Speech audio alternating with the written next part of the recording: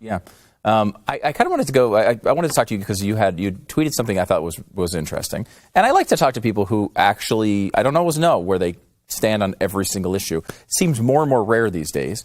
And you brought up an interesting point about you tweeted a string from I think it was a reporter in Chicago from a couple of years ago, talking about how conservatives. The terminology I think was like use Chicago as a bludgeon, essentially.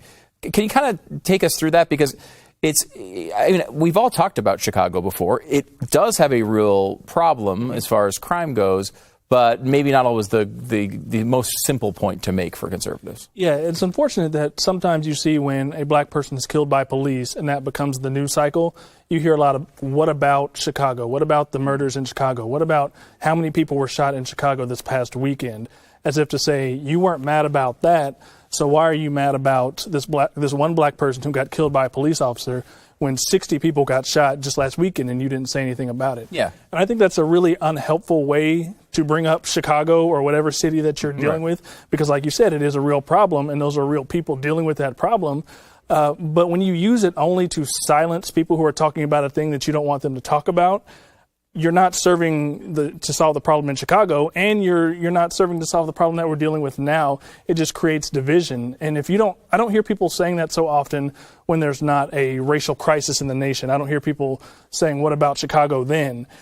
There are people working on those issues in Chicago. Black people do care about violence in Chicago. It's not like we don't care about it just because you don't see it on CNN like blown out 24/7. Right. There's actually people in those cities that are dealing with crime problems that are working to solve those problems.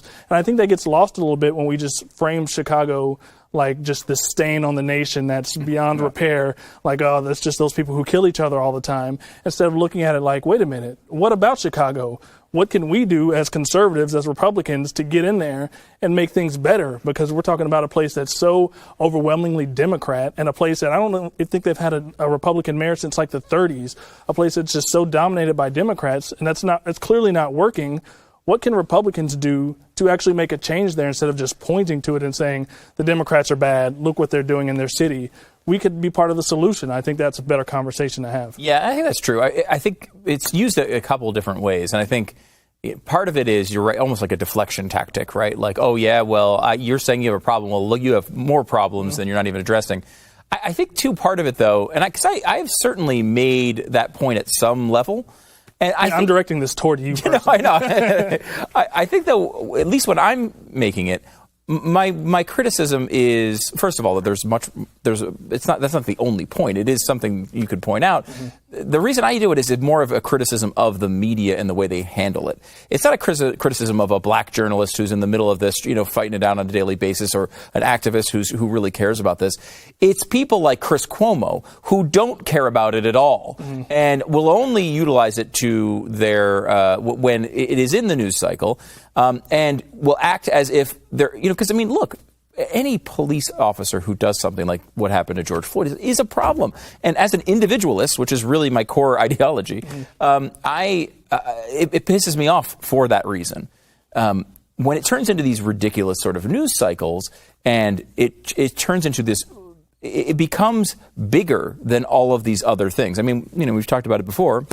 I know you've gone through the stats as well. It's something like 0.1% of black people that are murdered come from police officers. I wish it was 0%, like it should be 0.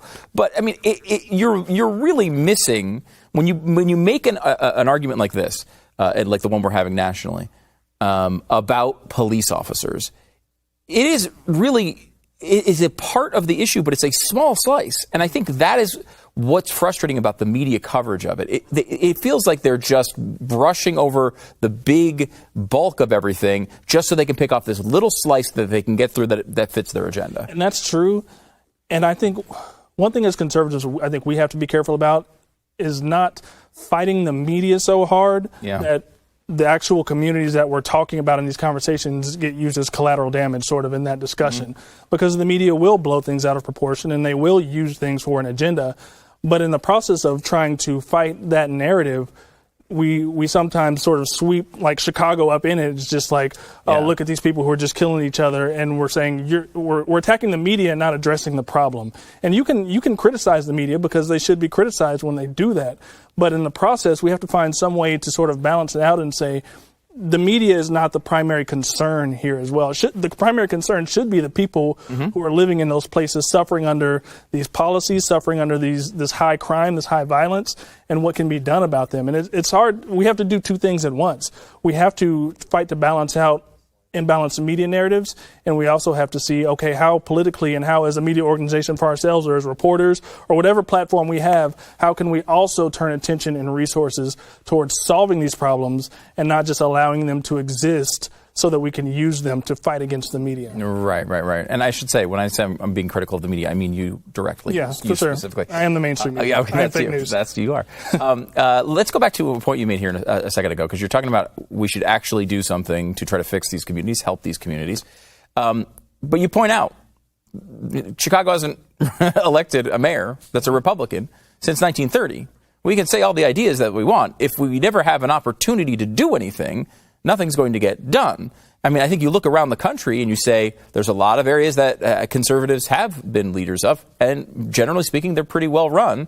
You look at major cities, I know there's some distinctions here that I'm leaving out, but as broad strokes, conservatives run areas that are typically areas people want to live in.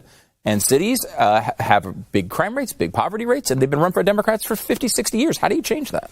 I think it comes down to, are Republicans really competing in these areas that are, again, have been just surrendered as this is a Democratic stronghold. Yeah. We can't get in there. Have we stopped competing there and just said, you know what, we'll just leave you to your Democratic mess and you can deal with that?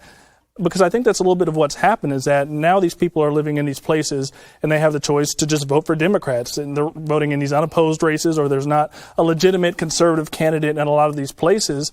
I don't think it's the case that you look at Chicago and they've got 50 city council people and all of them are Democrats or independents. I don't think it's the case that if you really invested over time in that community as a party, as a Republican Party, that you couldn't win some of those seats. Yeah. I think it's some. I'm not saying that you can win all of it, and I'm not saying you can win at the next election cycle, but are you investing in that over time to try to make progress in there? And I think some of that's what's happened, is that we've just kind of said, okay, well, they're voting Democrats, so we just got to stay out of there. But politics is about competing and saying my ideas are the ideas that can help make people's lives better.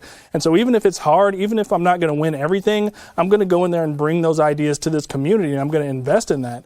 And I think that's what we need to be doing. And there are some good organizations that do attempt to do that, and I think that's important. It's just tough. Like, I know from a political perspective, you've got a talented young politician.